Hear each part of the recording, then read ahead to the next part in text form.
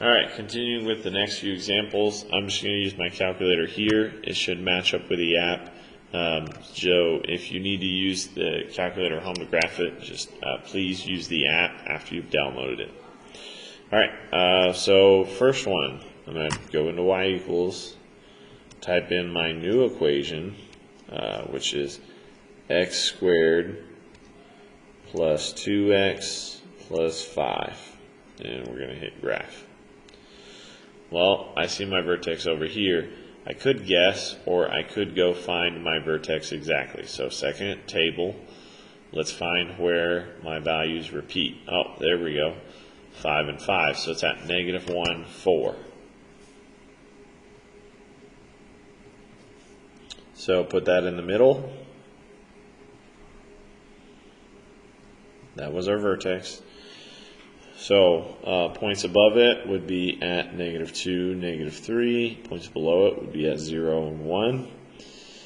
I can use my table to fill in all of their values. So -2, that's going to be 5.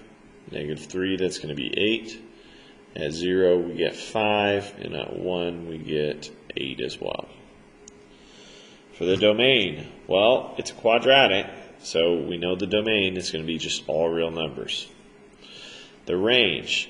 Now, let's look back at the graph.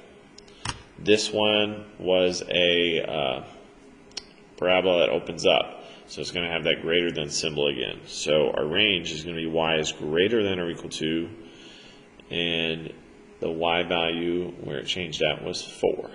So 4. To graph it, all you've got to do is put these points over here. So -3, go up to 8, put a dot, -2, 5, boom, -1, 4, 0, 5, 1, 8, and there is our parabola. Alright, let's try the next one. Got -x squared minus 8x minus 17. Well, first thing, I'm going to go back into y equals and update to my new equation. So -x squared minus 8x minus 17. And I'll hit graph and see what kind of graph this is. Now this one, it opens up downwards. Let's go to our table, find the vertex. So we're just going to scroll until our numbers repeat. Boom, I see repeating numbers right there. So our vertex has to be right there, the one in the middle, -4, -1.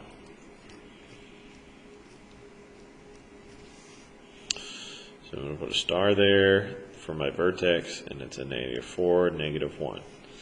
Well, I know the values above it would be -5, -6. The values below it, -3, -2. I can fill in those values from my table. So at -6, we get -5. -5, we get -2.